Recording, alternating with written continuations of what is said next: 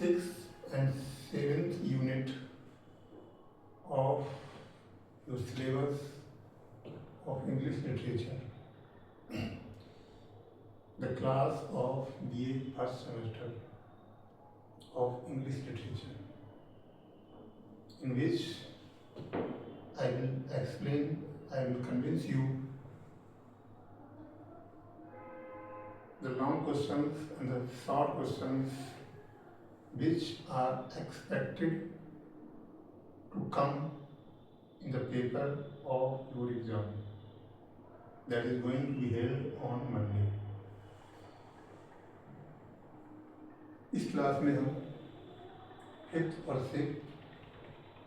Six and seventh जो आपकी unit है सिलेबस की, उसमें जो प्रोज की एसेज हैं आपके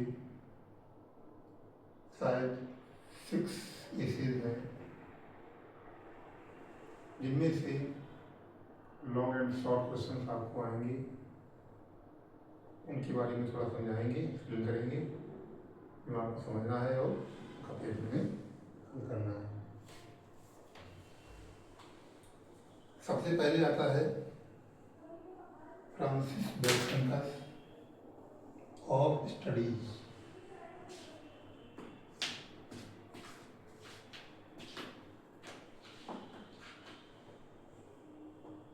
फ्रांसिस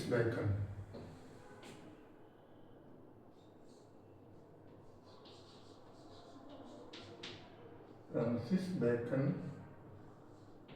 ऑफ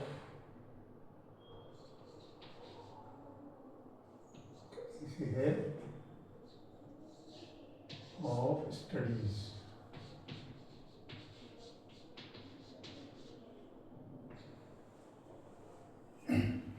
फ्रांसिस बेकन, जिनको चाइल्ड ऑफ रेनेसां भी कहा जाता है और फादर ऑफ इंग्लिश एसेज भी कहा जाता है, फादर ऑफ इंग्लिश एसेज और चाइल्ड ऑफ रेनेसां। इनका ये एसे है ऑफ स्टडीज। इसके अलावा एक और एसे है इनका ऑफ ट्रेवल।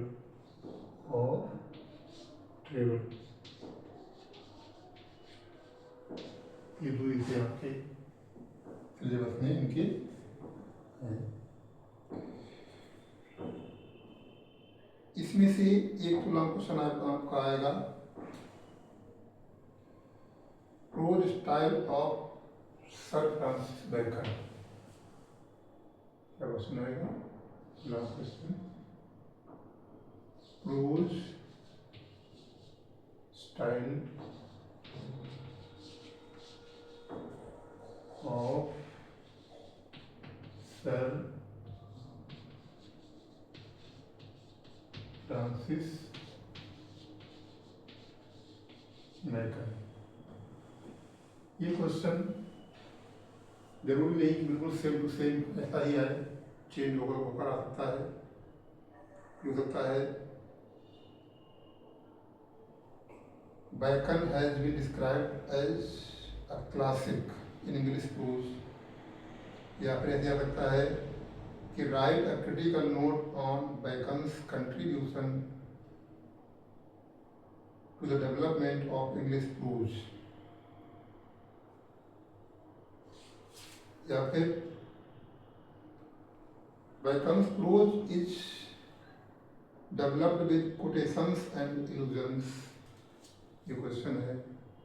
या फिर discuss aphoristic and epigrammatic quotations qualities of Bacon. क्या आएगा? सकता है दूसरा इंपॉर्टेंट क्वेश्चन है, बेकन्स एपोरिस्टिक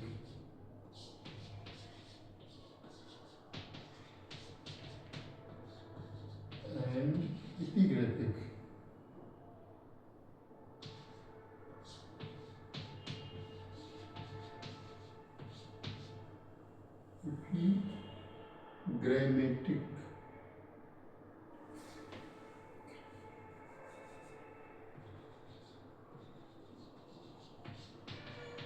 क्वालिटी।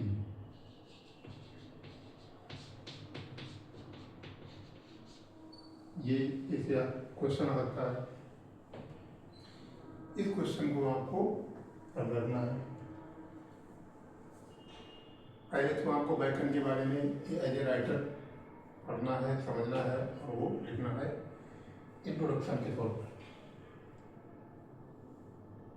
क्या लिखना है? इंट्रोडक्शन के तौर पर, जिसका आंसर लिखेंगे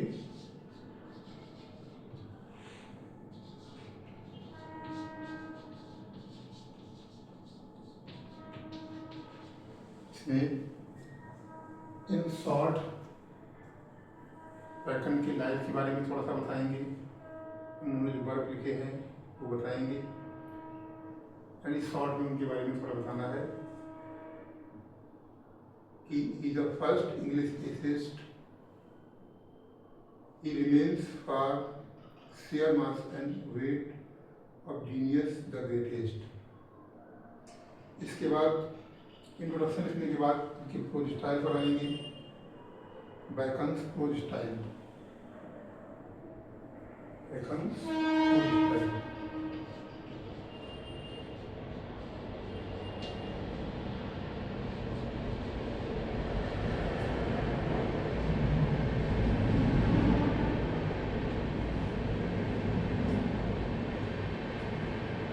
स्टाइल प्रोज स्टाइल है, उसमें mainly there are two things, aphoristic and epigrammatic. ये दो चीज़ें उनके इस में, the two things are the most important things, और यही चीज़ें उनका मेजर कंट्रीब्यूशन है इन राइटिंग, और इसी की वजह से उनके ऐसी राइटिंग को एक क्लासिक राइटिंग के रूप में जाना जाता है। सबसे पहले वही आता है जो एपोरिस्टिक स्टाइल रहेगा, एपोरिस्टिक स्टाइल।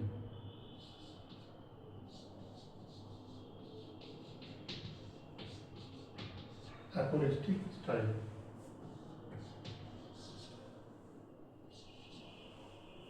अब एपोरिस्टिक स्टाइल होता क्या है?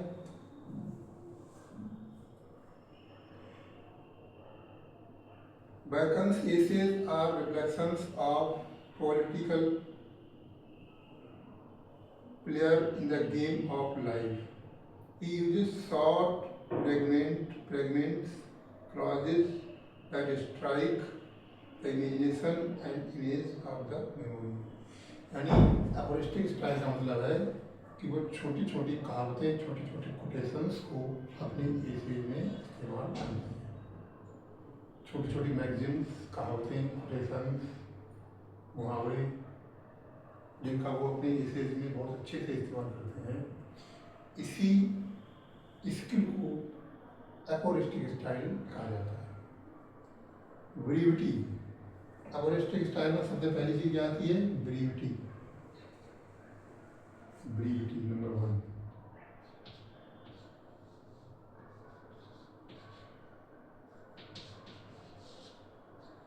नंबर 2 पर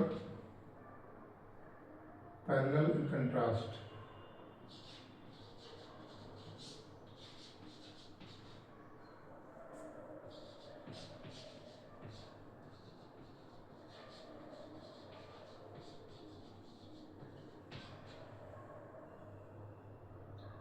मेटाफर्स एंड इमेजरी।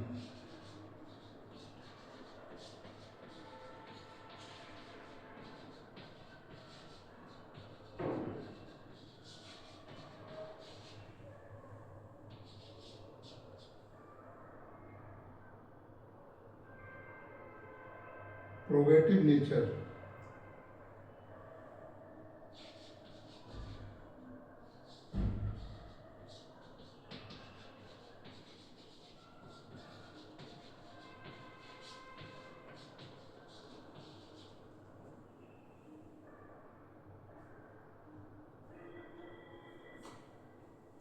ये these 4 things are the important things of the essay writings। सबसे पहले ब्रीविटी। ब्रीविटी का क्या मतलब है? Bacon is perfect in choice and arrangement of words. Each sentence are short compound formation. यानी वर्ड की चॉइस में बहुत एक्सपर्ट हैं और उनकी ऐसी राइटिंग में जो सेंटेंस होती हैं छोटे छोटे होती हैं.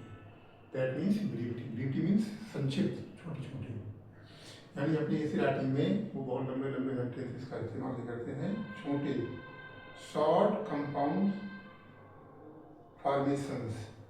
The essays themselves are often very short, packing a lot of wisdom in the least possible words.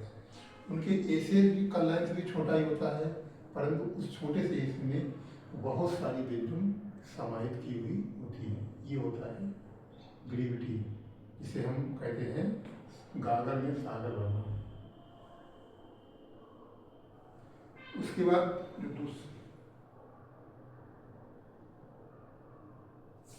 दूसरा पॉइंट है पैरेलल एंड कंट्रास्ट. वो अपने एसेज में एक समान चलने वाली चीज़ों को अभी इस्तेमाल करते हैं, एक समान चलने वाले बिंदुओं का, और इसके अलावा विपरीत चलने वाले बिंदुओं का भी इस्तेमाल एसेज में करते हैं. पैरेलल मीन्स एक समान चलने वाले, एंड कंट्रास्ट मीन्स विपरीत चलने वाले बिंदुओं का एसेज में इस्तेमाल करते हैं. Another feature of humoristic style is the use of irritation, antithesis and rhythm. वही है कि एक साथ चलने वाली चीज़ें और विपरीत चलने वाली चीज़ों को एक साथ इस्तेमाल करते हैं.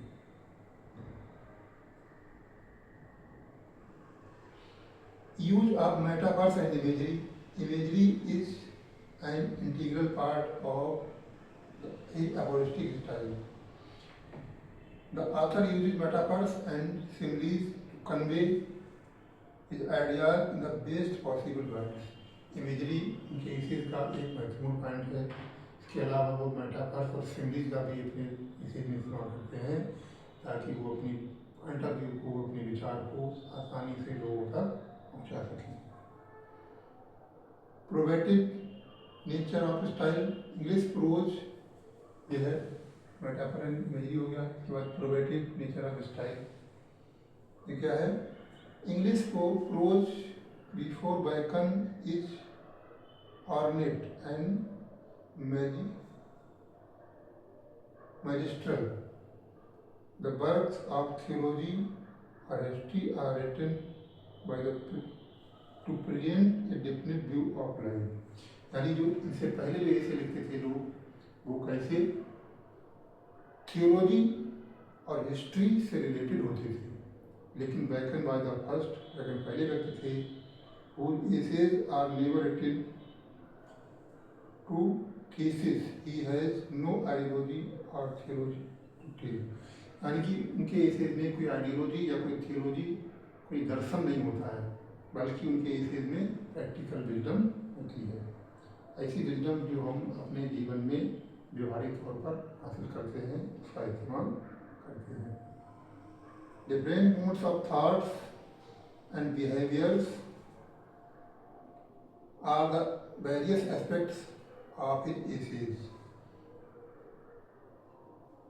One sentence contains both positive and negative sides of the issue. एक ही सेंटेंस में पॉजिटिव और नेगेटिव दोनों तरह के इशू समाहित किए होते हैं. The advancement of learning, ये उनका एक महत्वपूर्ण वर्क है जिसमें उन्होंने अपनी प्रोज राइटिंग को समाहित किया है. एसेज हैं और जो उनके प्रोज स्टाइल को बड़े अच्छे से वर्गीकृत करता है. तो two styles of Bacon, Bacon के दो प्रोज स्टाइल हैं.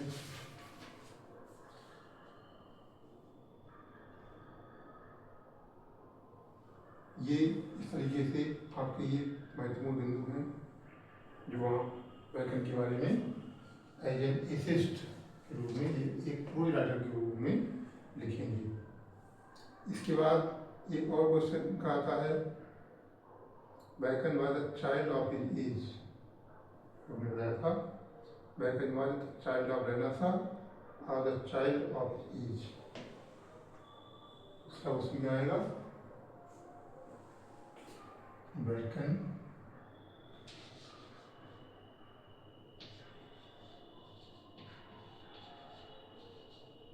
as the child of his age और Renaissance।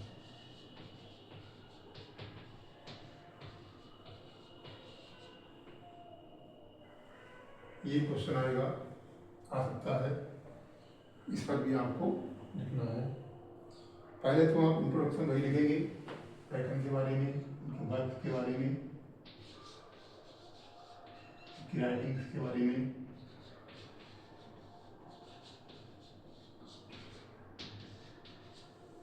जो भी आप बैकन के बारे में पढ़ेंगे वो इसमें आप इंट्रोडक्शन लिखेंगे। उसके बाद आता है क्लासिसिज्म। सबसे पहले तो समझेंगे रेनेसां का मतलब, कि रेनेसां का मतलब क्या होता है, meaning of renaissance. Meaning of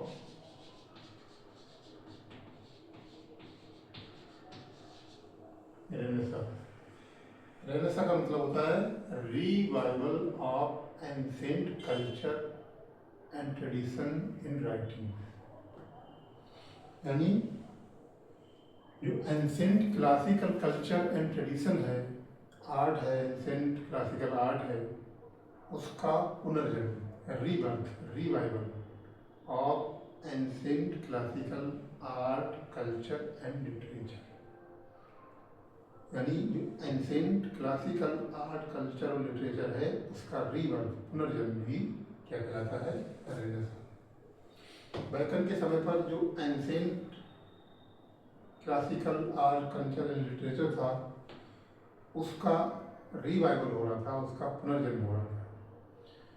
उसी युग को इसीलिए क्या कहा गया, एज ऑफ रेनेसां, और बैकन को इस एज का चाइल्ड माना जाता है कि Renaissance, he was the child of the age Renaissance. उनकी एसेस की कैरेक्टरिस्टिक्स क्या है, सबसे पहले आता है classicism.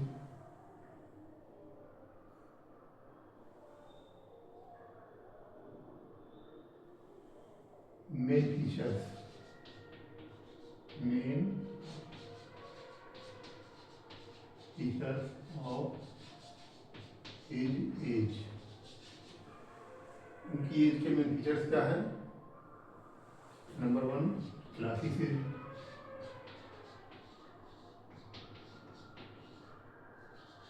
Number 2 romanticism,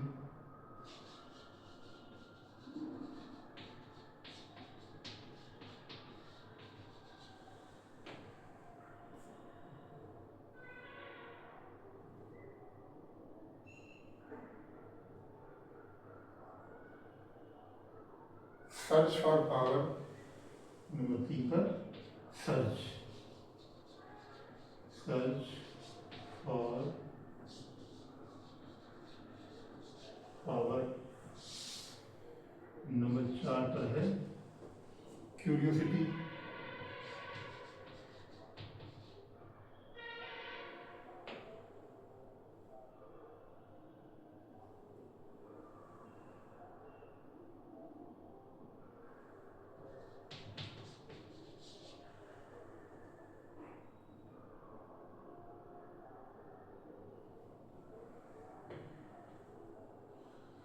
number 5 material and worldly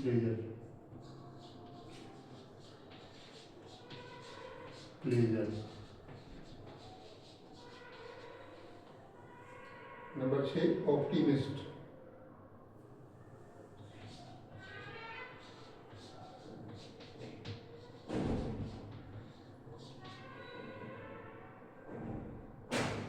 sorry opportunist, optimist नहीं, अपॉर्चुनिस्ट।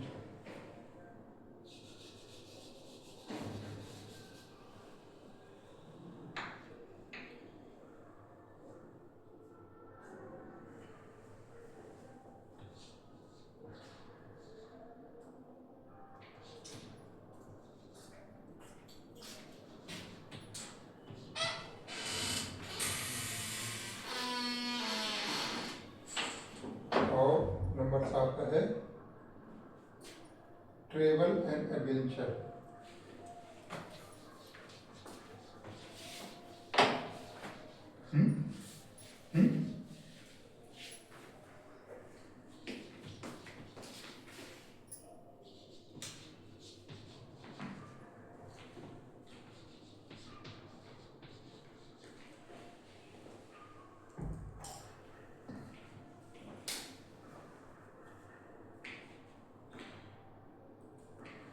ये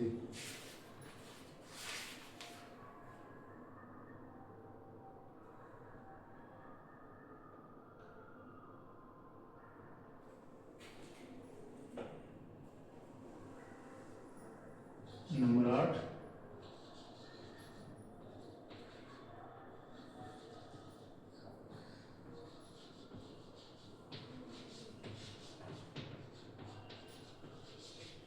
सेल्सलेसनेस ऑफ लिविंग। ये इनकी एज के these are the main features of his age. सबसे पहले क्लासिसिज्म क्या है?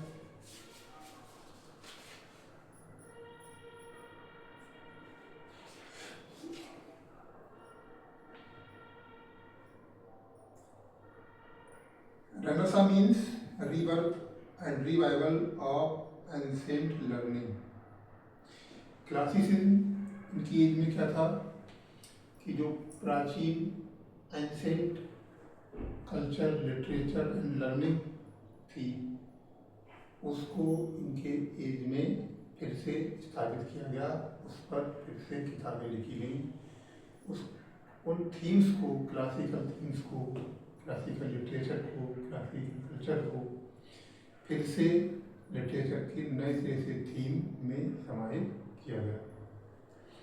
रोमांटिसिज्म क्या है? The Elizabethans were our first romantics. इनको पहला रोमांटिक्स माना जाता है। The romantic quest consists in love for remote and the unknown things. Romanticism का मतलब है कि किसी व्यक्ति के अंदर उन चीज़ों के प्रति लगाव होना, प्रेम होना जिनके बारे में वो कुछ जानता ही नहीं। अननोन चीज़ों के बारे में प्रेम होना, लगाव होना। It aims at the knowledge of the unknown. इनका मकसद होता है कि वो अननोन चीज़ों को जानने का प्रयास करता है। This desire may express itself through travel or adventure. ये इच्छा उनकी किसी यात्रा या एडवेंचर के माध्यम से प्रकट हो सकती है। इसी को क्यूरियोसिटी के अंदर लाया जाता है। क्या है क्यूरियोसिटी? अच्छा, search for power. Bacon was undoubtedly a learned lawyer and thinker and scientist. Bacon एक विद्वान, वकील, वैज्ञानिक और विचारक थे। Knowledge was successfully divided by him into different branches. उन्होंने ज्ञान को अलग भागों में बांट रखा था। He may be rightly regarded as the father of the modern atheism। को मॉडर्न एथी का पिता माना जाता है। Modern method of scientific research, उनको साइंटिफिक रिसर्च के मॉडर्न मेथड का पिता भी माना जाता है।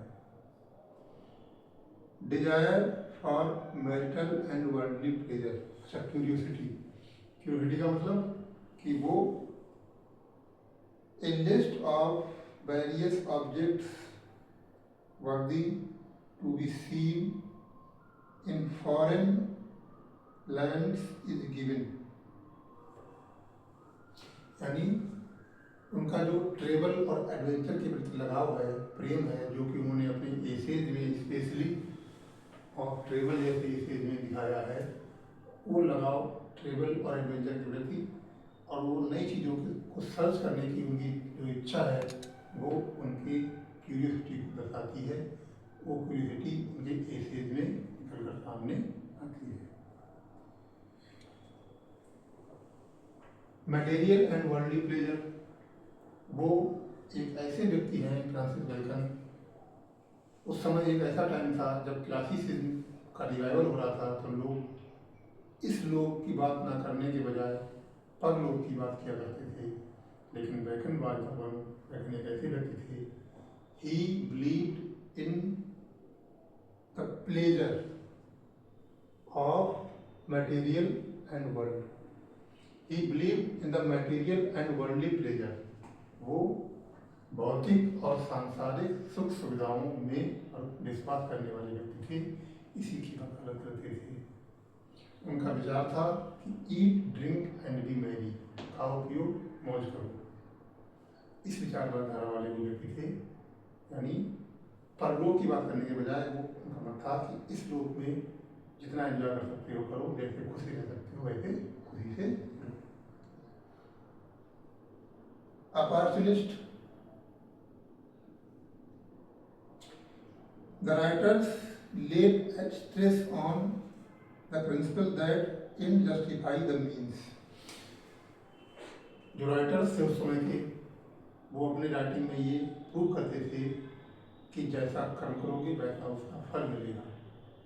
लेकिन बैकन वाज सच बनने वाले ऐसे राइटर थे जो कहते थे कि अगर किसी भी तरीके से फल अच्छा मिले तो वो कैसे भी हासिल किया जाए, वो सारे तरीके जायज़ मान लिए जाते हैं, सिर्फ अगर वो उसका फल अच्छा मिले तो।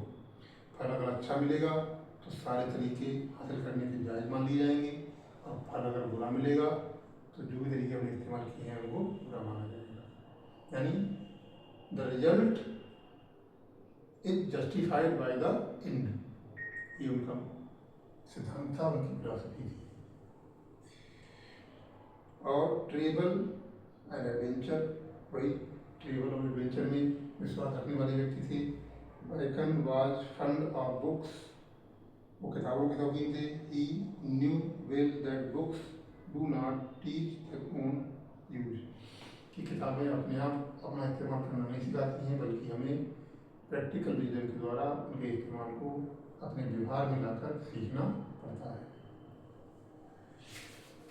और लास्ट है सेंसुअस टू लिविंग, वो जीवन के प्रति अत्यधिक स्नेह रखते थे।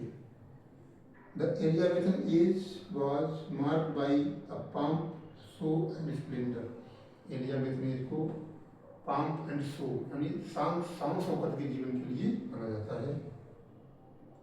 Money was lavishly spent on rich cloth and jewels, धन को अच्छे कपड़ों और गहनों पर खर्च किया जाता था। Bacon also lived a rich and lavish life, bacon भी इस तरीके का शान शौकत वाला समृद्धि वाला जीवन जीते थे। और यही चीज़ें उनके एसेज में बड़े अच्छे तरीके से सामने आती हैं। Elizabethan loved all sort of pleasures of the sense and bacon in this respect was a typical Elizabethan. Elizabethan के लोग सारे तरीके की खुशियों को एंजॉय करने में विश्वास रखते थे, और बैकन भी उन सारी चीज़ों को एंजॉय करने में विश्वास रखते थे। इसके बाद आता है क्या, कंक्लूजन। कंक्लूजन में पूरा राइटर का जो भी है वो शॉर्ट में संक्षेप में लिखना होता है। फिर इसके बाद इनका क्वेश्चन है, एक आएगा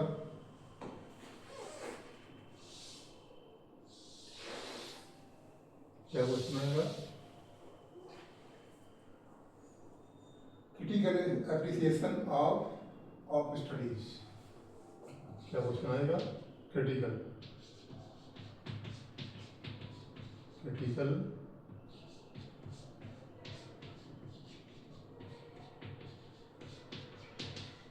एप्रिसिएशन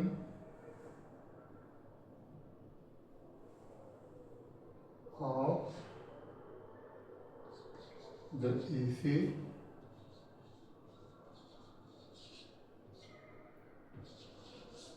of studies। इस ऐसे का क्रिटिकल एप्रिसिएशन आपको क्वेश्चन आएगा लिखने के लिए, और वो आपको पढ़ना है, समझना है, ठीक से उसको लिखना है।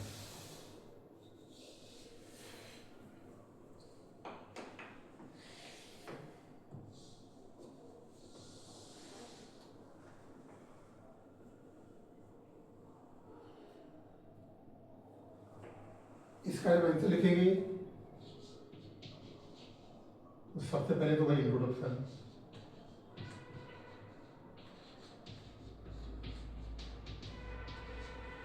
लिखेंगे, इसमें व्याकरण के बारे में बताएंगे और उनके इस एसे के बारे में बताएंगे कि ऑफ स्टडीज में किन चीज़ों के बारे में बताया गया है। उसके बाद advantage of studies,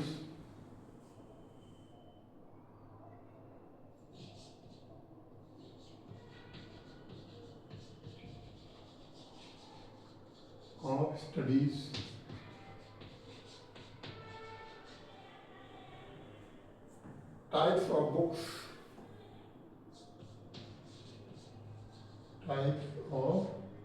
books,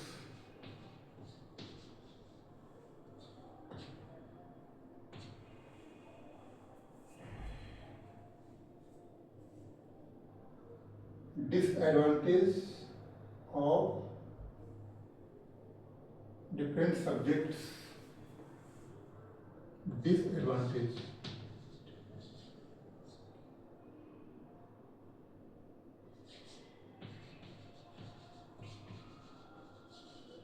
of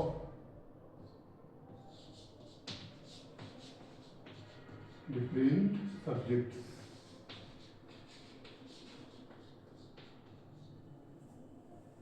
और fitness of body through studies,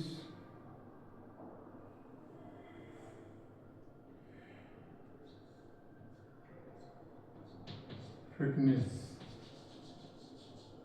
of body through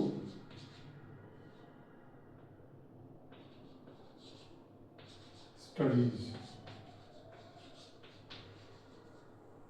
और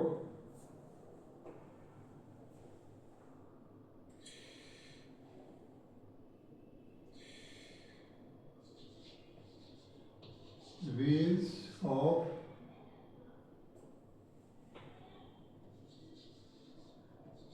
mental fitness,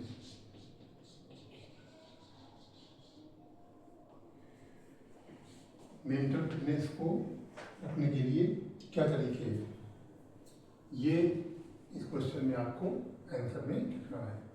पहले इंट्रोडक्शन, उसके बाद एडवांटेज ऑफ स्टडीज, स्टडीज के एडवांटेज क्या है, टाइप्स ऑफ बुक्स, किताबें कितने प्रकार की होती हैं, डिसएडवांटेज ऑफ डिफरेंट सब्जेक्ट्स, कई विषयों की हानियाँ क्या हैं, नुकसान क्या हैं, fitness of the body through studies, study के द्वारा बॉडी को कैसे फिट किया जा सकता है, और मेंटल फिटनेस को हासिल करने का क्या तरीका होता है, ये चीज़ें आपको इसमें लिखनी है।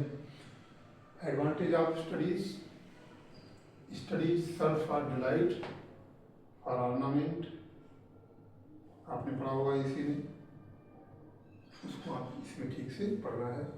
क्या है,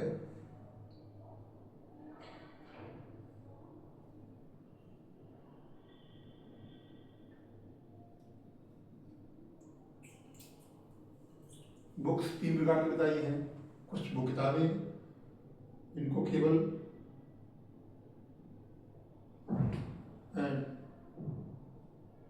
सफरेज जैसे पढ़ना होता है, टच करना होता है।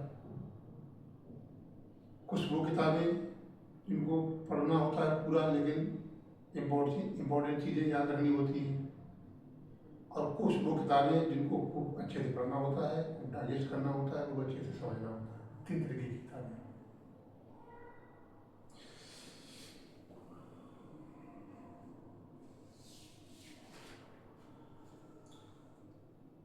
नंबर 3 पर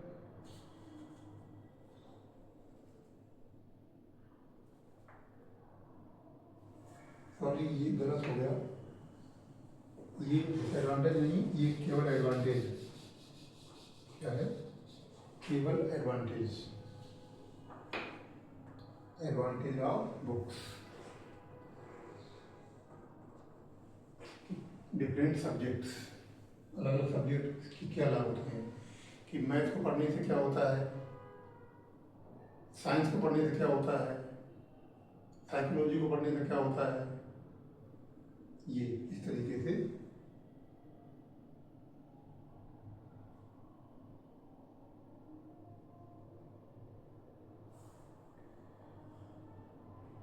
बॉडी फिटनेस को बनाए रखने के लिए स्टडीज हम कैसे लाभ उठा सकते हैं।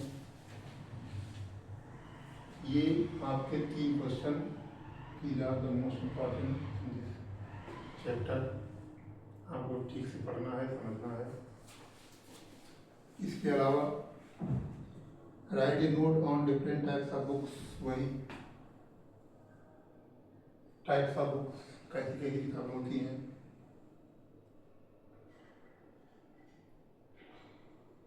स्टडी को कैसे इस्तेमाल किया जाए ठीक से, advantage of books studies, studies हमारे माइंड को कैसे क्योर करती है, ये सारी चीज़ें आपको ठीक से पढ़नी है। बुक में आपका सारा दिया हुआ है, ये आप देखिए समझिए।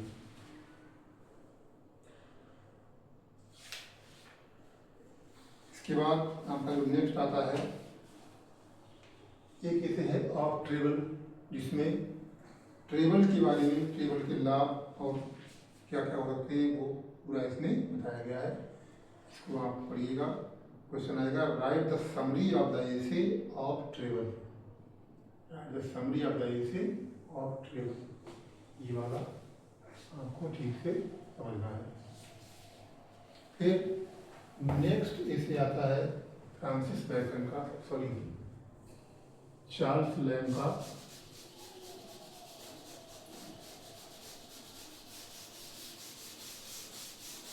Dream children. बैकन का जो सेकेंड ऐसे है ऑफ ट्रेवल, इसकी समरी आप ऐसे ही लिखेंगे जैसे मैंने कल बताया था आपको कि पहले इंट्रोडक्शन लिखना है, इंट्रोडक्शन में राइटर और चैप्टर के बारे में थोड़ा लिखना है, फिर उस चैप्टर की मेन थीम लिखनी है कि इसकी थीम क्या है, फिर उसका मैसेज, इसके माध्यम से क्या मैसेज राइटर ने हमको दिया है, फिर उसके बाद उसका कंक्लूजन। इन 4 हेडिंग के माध्यम से आप किसी भी चैप्टर का की समरी या थीम लिख सकते हैं। और इसकी समरी अगर आती है आप ट्रेवल ऐसे की, तो आप यही 4 हेडिंग बनाकर उसकी समरी को लिखेंगे।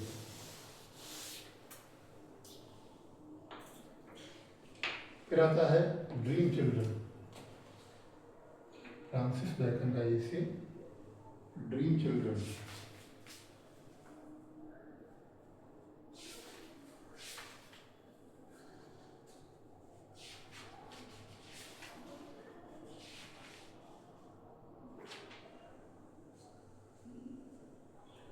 चार्ल्स लैम्ब का ऐसे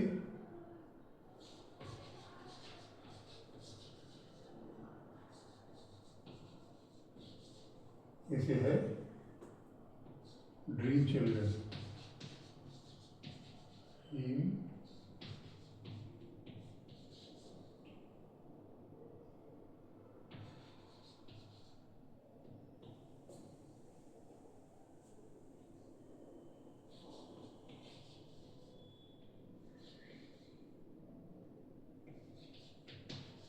ये इसे है इनका पूरा ड्रीम चिल्ड्रन ए रेवेरी। इसमें जो पहला क्वेश्चन आएगा होगा चार्ल्स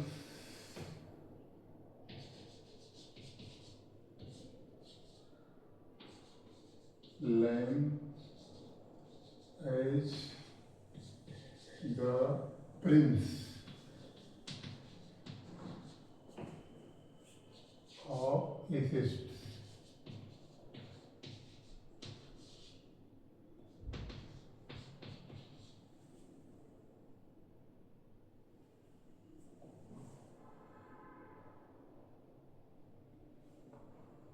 या फिर क्वेश्चन आएगा Lamb's prose style, write a note on Lamb's prose style, या फिर Charles Lamb as the prince of essayists, English assets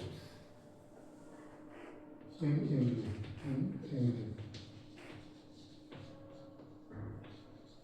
इस तरीके से। इसका जब आंसर लिखेंगे क्या लिखेंगे? सबसे पहले introduction,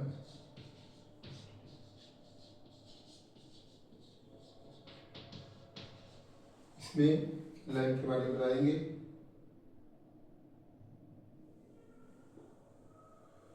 The greatest glory of London magazine was that it found a place for Prince of English Estate to Charles Lamb। यानी लंदन जो मैगजीन थी उसने चार्ल्स लैम्ब को एक इंग्लिश एसेट का प्रोज के रूप में, इंग्लिश एसेट का प्रिंस के रूप में वर्णित किया गया था। There are other great prose writers of English, कई अन्य प्रोज राइटर्स भी हैं, बैकन है, ब्राउन है, but Prince of English asset के रूप में इनको ही स्थापित किया गया है।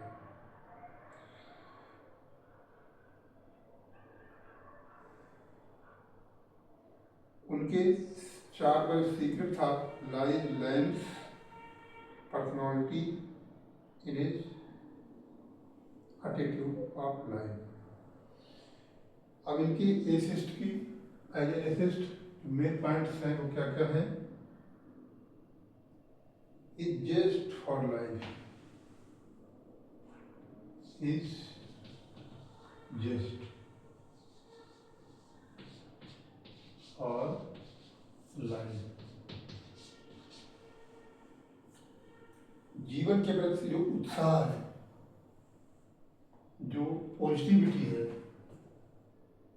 चार्ल्स लैम्ब का जीवन कई उथल पुथल से गुजरा था, कई परेशानियों से गुजरा, कष्ट से संघर्ष किया, लेकिन उन्होंने अपने जीवन से उत्साह को कभी भी कम नहीं होने दिया, और वही उत्साह उनके एसेज में, जीवन के प्रति जो उत्साह है वो उनके एसेज में झलकता है। ये आपको इसमें पढ़कर लिखना है।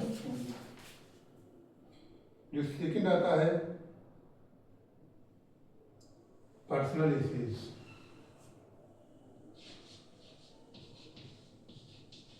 पर्सनल एसेज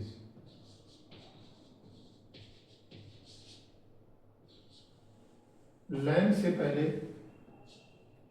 कई सारे लोगों ने एसेज लिखे थे, लेकिन उन्होंने दुनियादारी की अन्य चीज़ों के बारे में, अन्य सिद्धांतों के बारे में, अन्य ज्ञान, विज्डम, बुद्धिमत्ता, थियोलॉजी, आइडियोलॉजी, फिलॉसफी, सारी चीज़ों के बारे में एसे लिखे, लेकिन किसी ने भी पर्सनल एसेज यानी अपनी व्यक्तिगत जीवन के ऊपर किसी ने भी एसेज नहीं लिखे। Charles Lamb was the first one to write essays on the subject matter of personal life.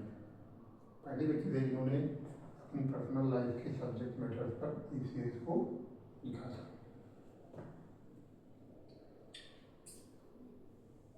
Love for mystification is love for मिस्टिफिकेशन।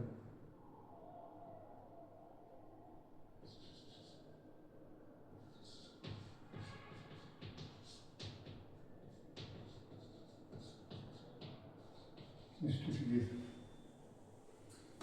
Love for mystification का मतलब है कि अपने एसेज में फैक्ट और फिक्शन दोनों चीज़ों को मिलाकर रखना। इससे पहले जो कुछ एसेज थे जो केवल अपने एसेज में केवल फैक्ट रखते थे, केवल तथ्यात्मक चीज़ों को रखते थे। कुछ ऐसे राइटर्स थे जो फिक्शन, केवल काल्पनिक चीज़ें अपने एसेज में रखते थे, लेकिन चार्ल्स लैम्ब पहले ऐसे व्यक्ति थे जिन्होंने दोनों चीज़ों को अपने एसेज में मिलाकर रखा, फैक्ट एंड फिक्शन, हकीकत और कल्पना, दोनों चीज़ों को अपने एसेज में मिलाकर रखा। फिर आता है humour and irony.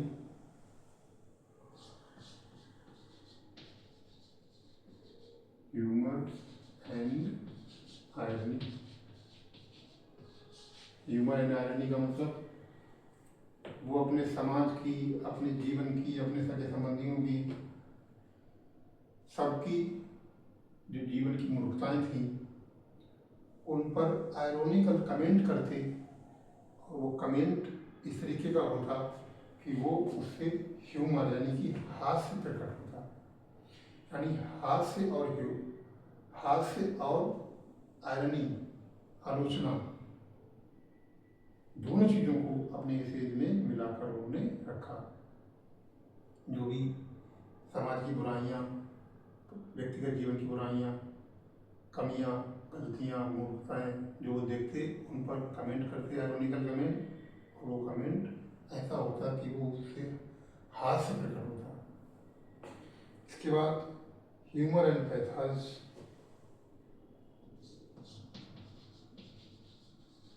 Humour and पैथाज, हास्य और दुख, खुशी और दुख, दोनों चीज़ों को, जैसा कि हमने पीछे बताया कि उनका जीवन कष्टों, परेशानियों, संघर्षों, दुखों से भरा हुआ रहा, लेकिन उन सबके बीच भी उन्होंने अपने जीवन को खुशी के साथ स्वीकार किया। अपने जीवन में उन्होंने किसी भी तरीके से खुशी को हाथ से निकल कर जाने का कोई चांस नहीं छोड़ा। हर तरीके से जितना संभव हो सका उस जिंदगी को एंजॉय करने का प्रयास किया, और वही सारी चीज़ें यानी अपने एसेज में वो दुखद घटनाओं का जिक्र करते हैं, लेकिन उनके साथ साथ ऐसे जिक्र करते हैं कि उसमें हास्य भी प्रकट होता है। Lamb's semi romantic, semi romantic, ये सेमी रोमांटिक,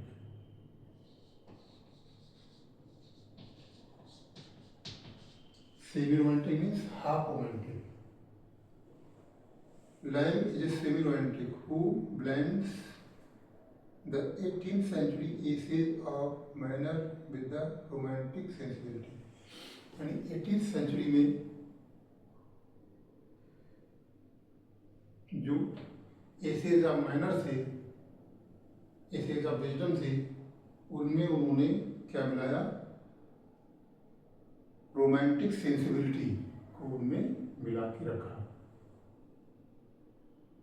जो एसेज ऑफ मैनर थे, एसेज ऑफ विजडम थे, वो तत्व भी उनके एसेज में था, और इसके साथ साथ रोमांटिक सेंसिबिलिटी जिसमें व्यक्ति अननोन चीज़ों को जानने के बारे में प्रयास करता है, वो तत्व भी उन्होंने अपने एसेज में, एलिमेंट अपने एसेज में मिला के रखा।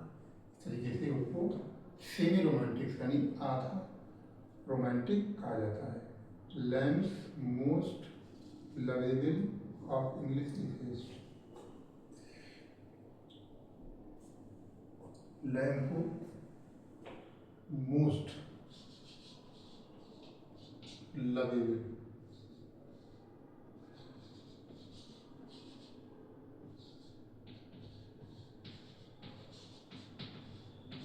यानी सबसे अधिक प्रिय, सबसे ज़्यादा प्रेम किया जाने वाला, सबसे ज़्यादा पसंद किया जाने वाला एक एजेस्ट या निबंधकार माना जाता है, उनकी इन सारी राइटिंग शैली की वजह से। और modern essays, modern essays, Lamb and modern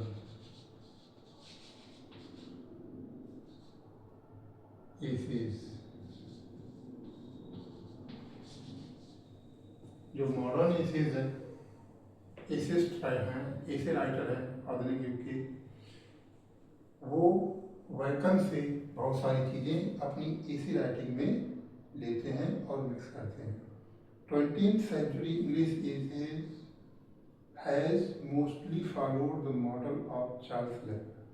20वीं शताब्दी के इंग्लिश एसेस्ट ने चार्ल्स लैम्ब के ऐसे मॉडल को फॉलो किया, अपनाया। Modern essayist like Gardner, Robert Lynd, Chesterton use the same conventional mode of Lamb, वो लैम के उसी सेम कन्वेंशनल मॉडल को अपने इसी राइटिंग में एक्सेप्ट करते हैं। ये हो गया आपका चार्ल्स लैम का एज एन इथिस्ट। लास्ट में लिख देंगे कंक्लूजन।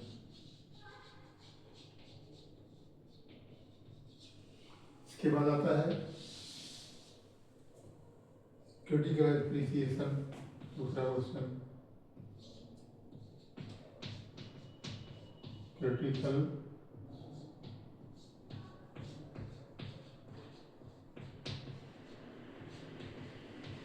एप्रिसिएशन ऑफ ऐसे dream children, dream children.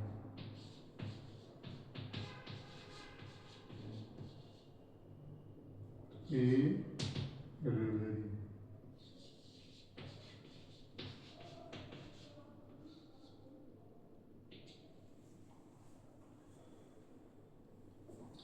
Critical appreciation लिखने को आएगा, इसे कैसे लिखना है? सबसे पहले वही इंट्रोडक्शन।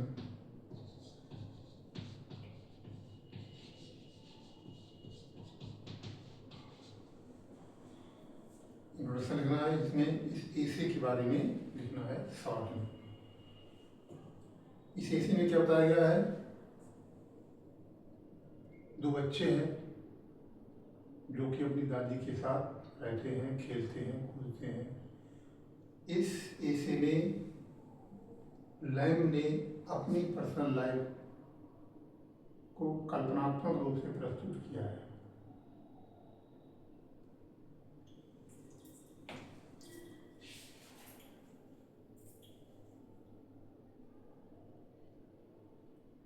पोएटिकी से, इसके बाद इसका सबसे पहला एलिमेंट क्या है? पोएटिकी से, पोएटिक ऐसे। ये जो ड्रीम चिल्ड्रन है कैसा ऐसे है? एक पोएटिक ऐसे। कहते इसमें कोई भाषा का इस्तेमाल किया गया है, लेकिन इसका लिखने का जो स्टाइल है, मैनर है, वो इसको पोएटिक ऐसे, क्योंकि इसमें रिदम लेबल तरीके से लिखा गया है, तो इसलिए इसको पोएटिक ऐसे के रूप में जाना जाता है। एंड ऑटोबायोग्राफिकल ऐसे,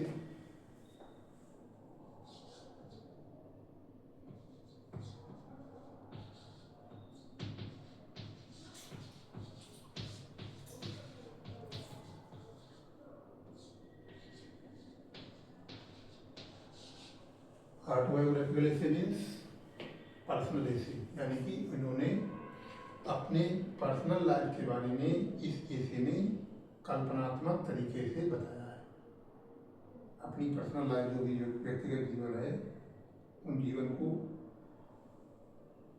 बच्चों की कल्पना करते हुए बताया है। एलिस एक बच्चा है, एक और बच्चा है मैरी, एलिस और मैरी, और उनकी ग्रैंड मदर दादी है। इनके जीवन के माध्यम से उन्होंने अपने जीवन की कल्पना उस विषय में की है। पैथेटिक ऐसे, कैसा ऐसे है? पैथेटिक, पैथेटिक ऐसे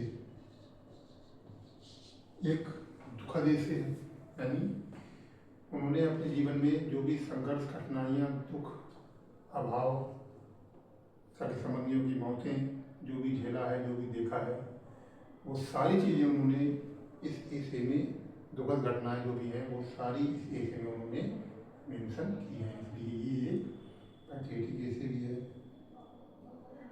एंड ऐसे ऑफ मिस्टिफिकेशन,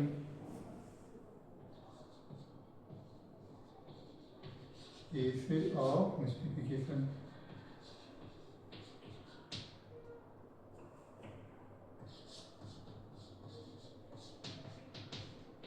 ऐसे ऑफ मिस्टिफिकेशन का मतलब फैक्ट एंड फिक्शन, यानी अपने जीवन की हकीकतों को एक कल्पना के माध्यम से प्रस्तुत किया है। फैक्ट एंड फिक्शन, वास्तविकता और कल्पना दोनों चीज़ों को मिलाकर उन्होंने इस एसे में रखा है, जिसे कहते हैं essay of mystification. Essay of child psychology, essay of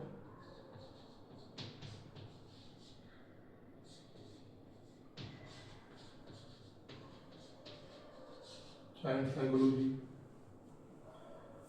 यानी जो एलिस और मैरी दो बच्चे हैं जिनके माध्यम से उन्होंने अपने जीवन की कल्पना की है, तो उन्होंने क्या किया है, चाइल्ड साइकोलॉजी को बड़े अच्छे तरीके से इस एसे में मेंशन किया है। चाइल्ड साइकोलॉजी का उन्होंने काफ़ी अनुभव अपने जीवन में, और उसी का उन्होंने इस एसे में बड़े अच्छे तरीके से वर्णन किया है। अपने जीवन की घटनाओं का वर्णन करते हुए चाइल्ड साइकोलॉजी के माध्यम से उन्हें यहाँ पर दर्शाया। और एन स्टाइलिश एसे, सिंपल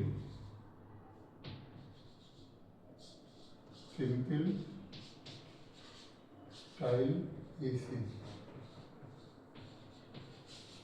एसे का जो स्टाइल है कैसा है, सिंपल। और सबसे लास्ट में कंक्लूजन।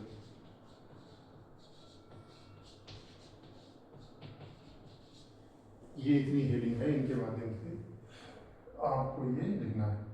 अब जैसे हमने इसमें ये बताए हैं point, poetic essay, autobiographical essay, critic essay, essay of mystification, child psychology, simple style, या फिर यहाँ पर है पर्सनल एसेज है, लव फॉर मिस्टिफिकेशन है, ह्यूमन आयरनी है, ह्यूमन पैसाज है, सेमी रोमांटिसिज्म है।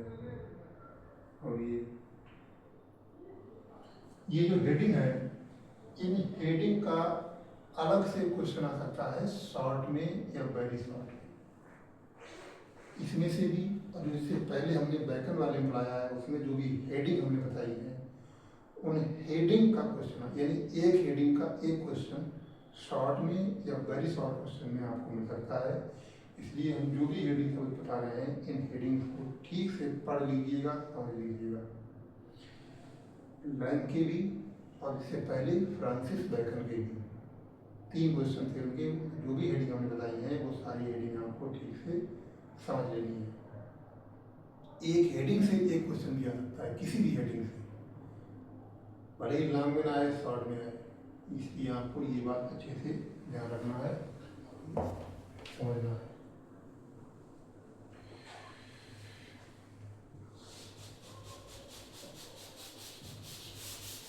इसके बाद आता है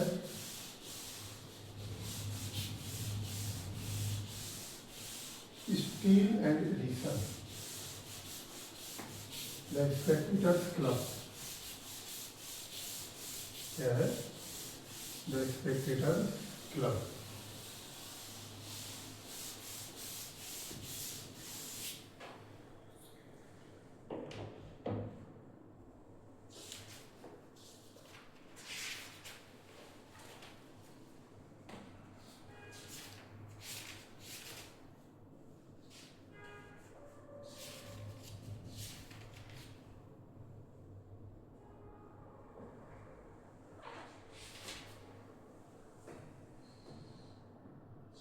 The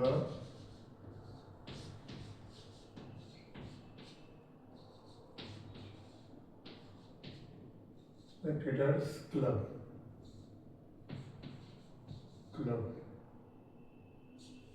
राइटर है Steele, Richard Steele. Addison and Steele, Addison and Steele, ये 2 writers.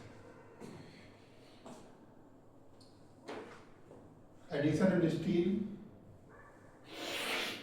both of them are the periodical essayists। periodical essayist means ये ऐसे राइटर हैं जो ऐसे लिखते थे और अपने एसेज को एक मैगजीन में पब्लिश करवाती थी, वीकली ऐसे या मंथली या 15 दिन में एक ऐसे या तीसरे दिन एक ऐसे, इस तरीके से ऐसे लिखते थे दोनों और उनको जर्नल या मैगजीन में पब्लिश करवाते थे। इनका एक जो जर्नल था वो क्या था, स्पेक्टेटर, द स्पेक्टेटर, और एक इनका जर्नल था जिसका नाम था द टाटलर।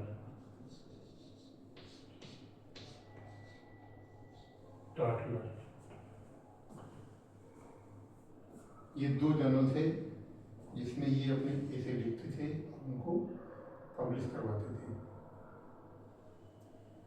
स्पेक्टेटर द क्लब एक ऐसे है जिसमें उन्होंने एक क्लब के बारे में बताया है जिसमें कुछ मेंबर्स होते हैं और जो मेंबर ऐसे राइटिंग में कंट्रीब्यूशन करते हैं, योगदान करते हैं।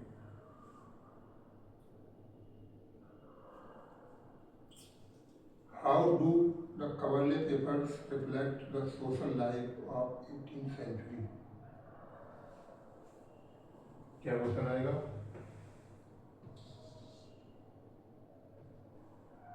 हाउ डू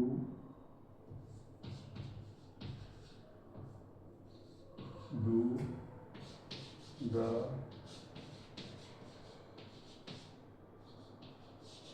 Kavali papers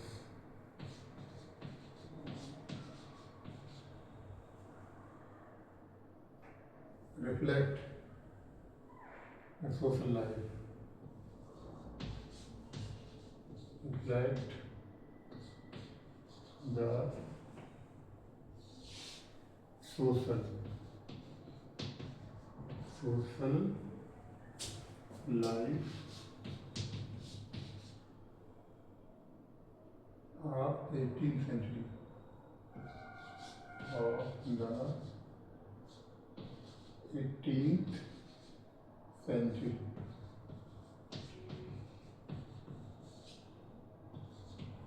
ये क्वेश्चन आएगा इससे। इसका आंसर क्या लिखेंगे? पहले तो इंट्रोडक्शन लिखना है,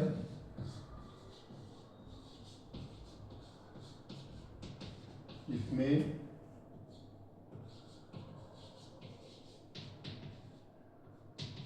एडिसन एंड स्टील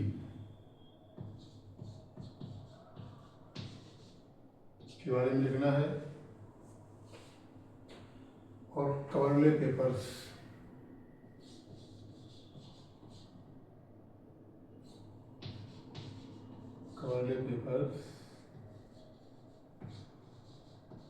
के बारे में लिखना है। जो पेपर्स स्पेक्टेटर जो क्लब था उस क्लब के मेंबर के द्वारा तैयार किए जाते थे।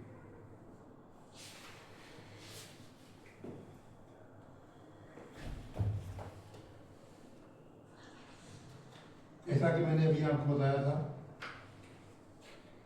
कि स्पेक्टेटर्स क्लब में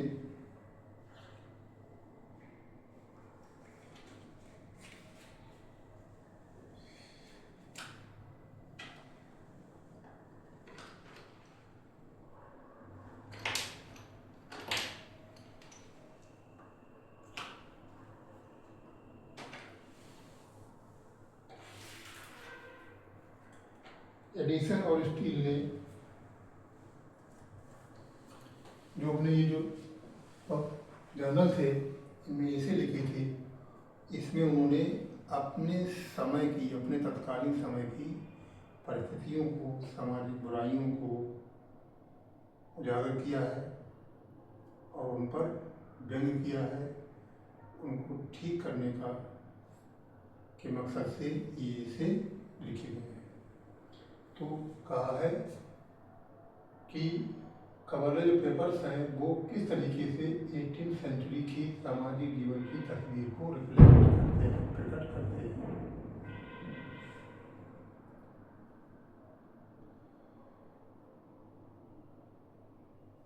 ये पॉपुलर पीरियोडिकल एसेज हैं। The chief aim of the Tatler and the Spectator was to expose the false art of the life, कि टार्टलर और स्पेक्टेटर का जो मुख्य मकसद था वो जीवन की झूठी कलाओं शान शौकत को उजागर करना था, and to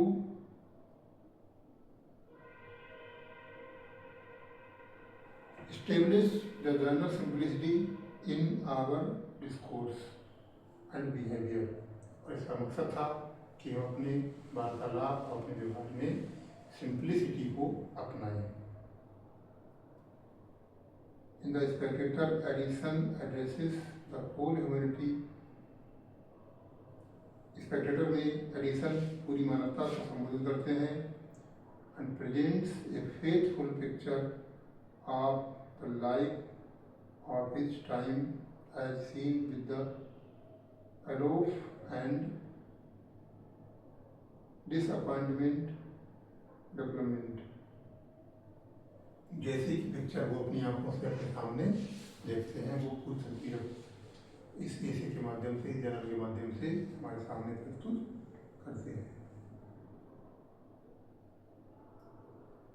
in this essay Addison appears as a critic of society.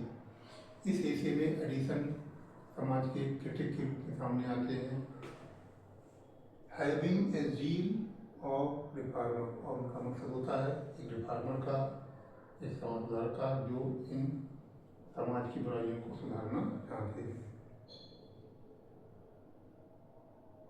Miles has remarked, it is necessary to study the work of Joseph Addison to close relations to the time in which he lived।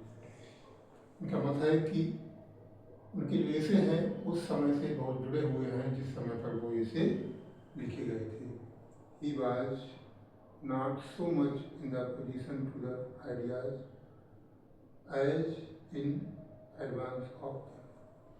इसके बाद आता है in essays of Addison and Steele, the early 18th century life finds fullest presentation। Early प्रारंभिक 18वीं शताब्दी है, उसके जीवन को अच्छे तरीके से इनके एसेज में दिखाया गया है।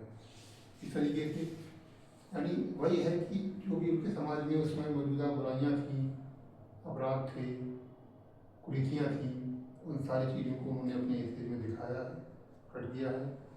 और वही कवरले पेपर में 18th सेंचुरी की जो भी खामियां हैं, जो भी परिस्थितियां हैं, वो दिखाई देती हैं। Write a note on the members of Spectator Club as described by Richard Steele।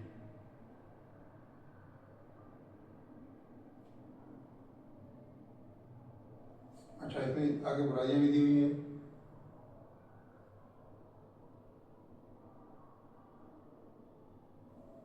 क्या क्या बुराइयां हैं?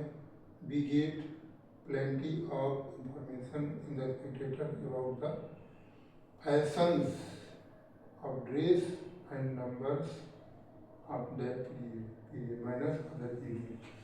उस समय के फैशन और तौर तरीकों के बारे में हम इनके एसेज के माध्यम से जानते हैं, जो उस समय बहुत ही प्रचलन में था। मैन ऑफ फैशन लाइक, इसके अलावा the religious conditions of the time is also touched in the Spectator club. Sir Roger in other country squares visited church regularly and were very strict about the pleasure of pressure of every particular in the churches। यानी सरोजर और उसके सभी सदस्य, समाज के सभी लोग प्रतिदिन चर्च जाते थे और उनके जो भी नियम कानून थे उसे स्ट्रिक्टली यानी सख्ती से फॉलो करते थे, उनका पालन करते थे। People were much interested in the theatres and dramas. लोग उस समय थिएटर और ड्रामा में बहुत इंटरेस्ट थे। सरोजर स्वयं, सरोजर उनके सारे क्लब के मेंबर ड्रामा लग कर देखते थे। बहुत रुचि रखती थी, बहुत कमियां निकालती थी। In the days of addition, the two political parties, Whigs and Tories, dominated the political scenes of England. उस समय पर देश में दो पॉलिटिकल पार्टी थीं जो पूरी राजनीतिक व्यवस्था को चलाती थी। इनमें एक थी विग्स और दूसरी थी Tory. Whigs and Tory. The Tories believed with old ways of rural England. Tory जो थे वो पुराने तौर तरीकों में भरोसा रखते थे। The Whigs were the landlords and men of commerce. और जो विग्स पार्टी के लोग थे वो लैंडलॉर्ड थे और कॉमर्स यानी बिजनेस से जुड़े हुए लोग थे। इस तरीके से उन्होंने अपने इसी के माध्यम से अपने समय की परिस्थितियों को उजागर किया है। फिर write a note on the members of Spectator club.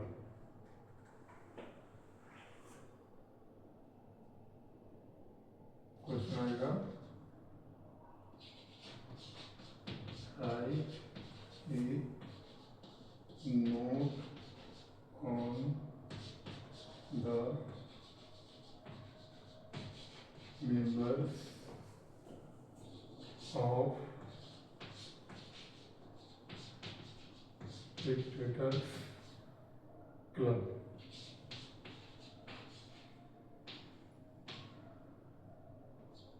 Spectators Club के मेंबर्स पर एक संक्षिप्त विवरण लिखिए। तो पहले वही लिखना है इंट्रोडक्शन में, लिखेंगे इंट्रोडक्शन में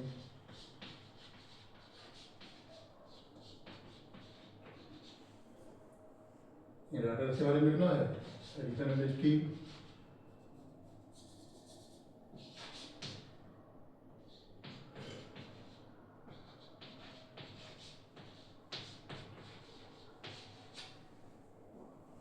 और स्पेक्टेटर्स क्लब के बारे में लिखना है।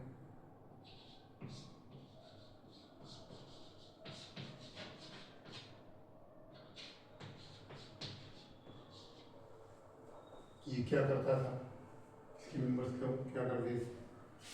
फिर इसके 6 मेंबर्स हैं। सर रॉयल डी कवर्ले एक मेंबर कौन है,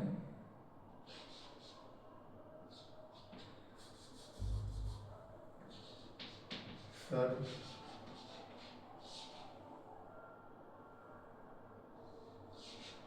रोजर डी कवर्ले।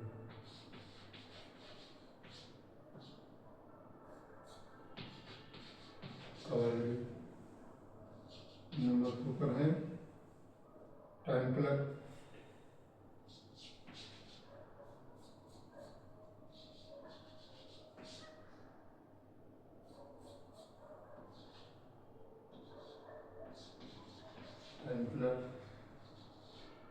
नंबर 3 पर है sir Andrew Freeport. Sir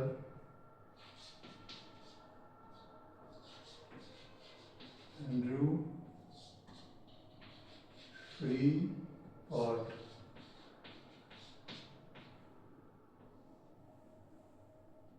number 4 पर है कैप्टन सेंट्री।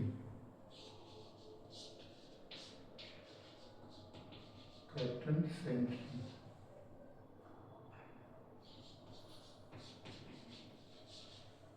नंबर 5 पर है हनीकॉम।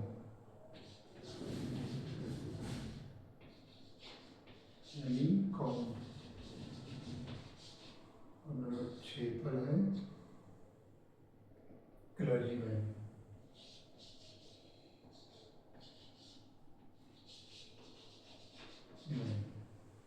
ये 6 मेंबर्स हैं।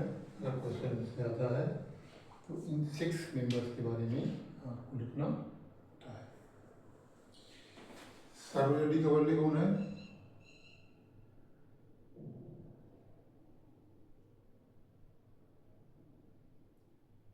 ये 6 लोग ये क्लब चलाते हैं जिसका नाम है स्पेक्टेटर्स क्लब। इस क्लब के माध्यम से अपना जो इंटेलेक्चुअल वर्क है, क्रिटिकल वर्क है, उसको कंप्लीट करते हैं।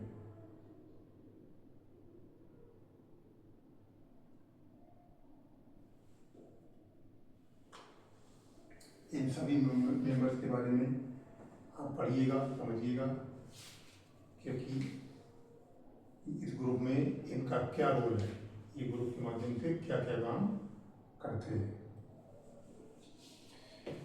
फिर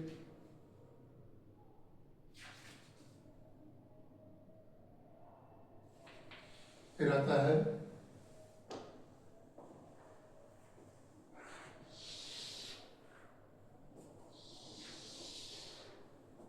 question approach style of Richard Steele।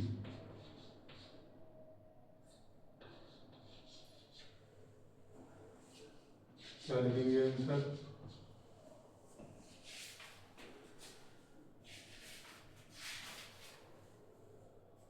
सबसे पहले इंट्रोडक्शन,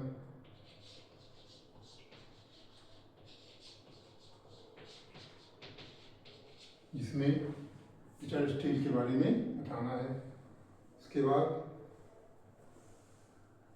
क्या है इनका style, conversational style.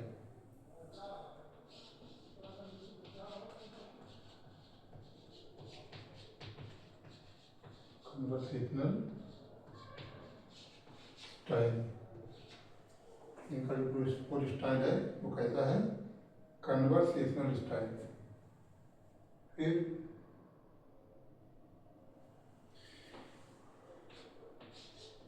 As a social reformer,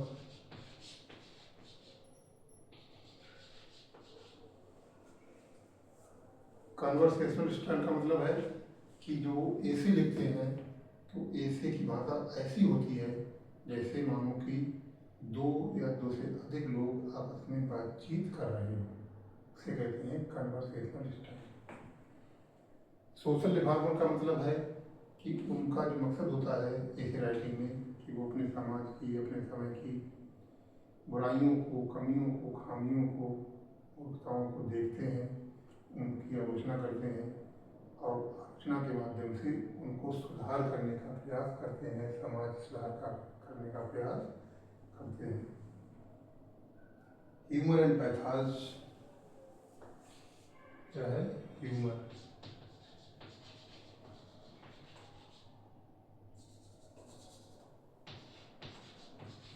and पैथाज,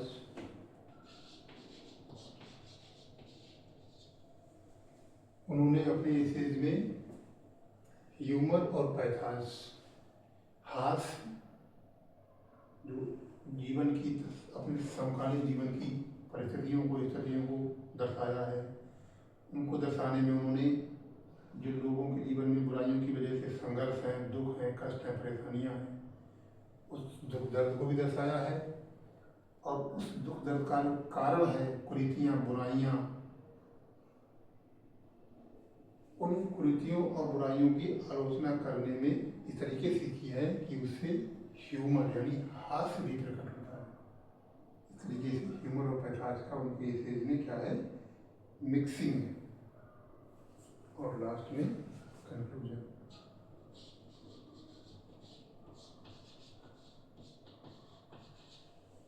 ये इतनी 5 हेडिंग्स के माध्यम से आप रिचर्ड स्टील का पूरी स्टाइल का क्वेश्चन का आंसर लिख सकते हैं।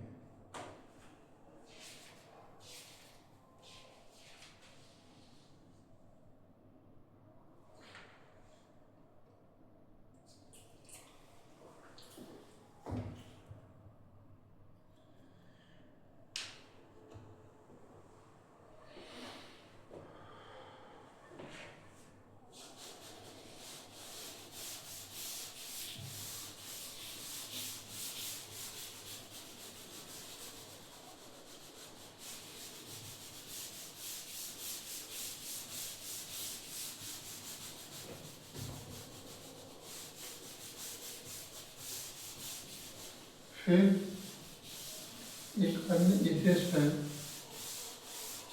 इनका नाम है ओलिवर गोल्डस्मिथ।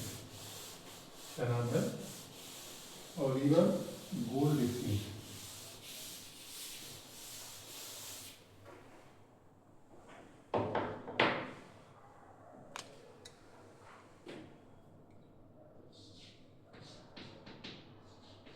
Oliver Goldsmith.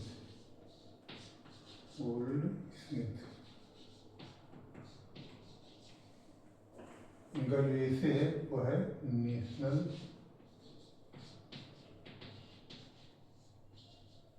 प्रीजुडाइज।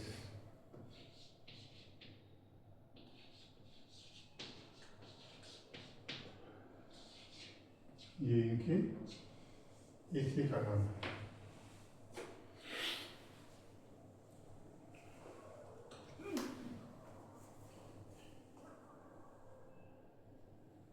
अब इसका क्वेश्चन आएगा क्या?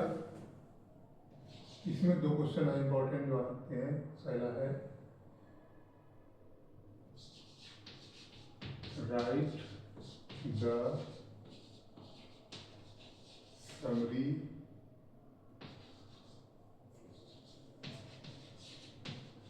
Of the AC. जो एसे है समरी लिखनी है। समरी कैसे लिखेंगे? वही 4 रीडिंग के माध्यम से। इंट्रोडक्शन,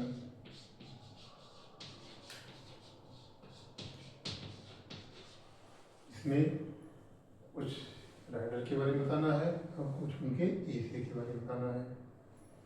फिर मेन बॉडी,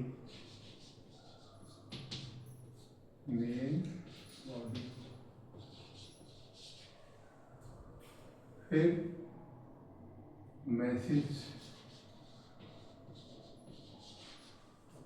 या मोरल, और फिर कंक्लूजन। चाहे तो टाइटल के बारे में लिख सकते हैं और फिर कंक्लूजन।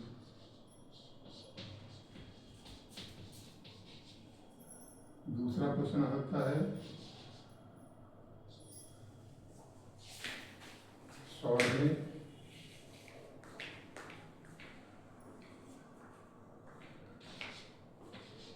Pros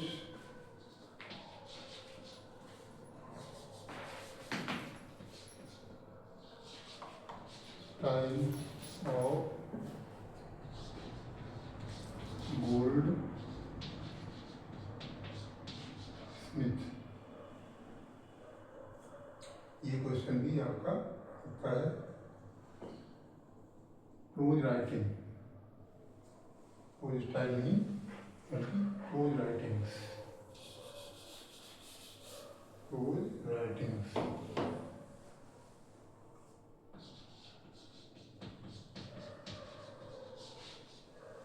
of Goldsmith.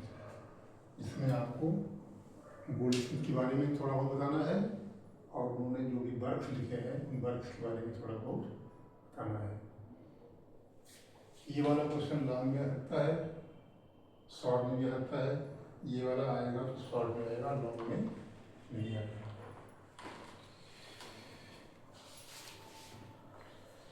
ये आपकी हो गई यूनिट नंबर 6। इसके बाद आपकी है यूनिट नंबर 7। इसमें 2 राइटर्स हैं। यूनिट नंबर 7 में there are 2 writers in the unit number 7।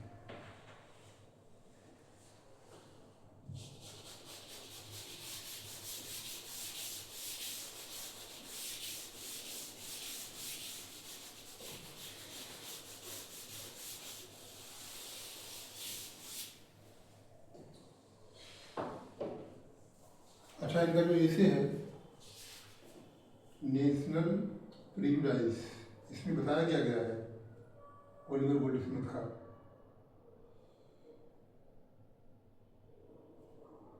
This essay is about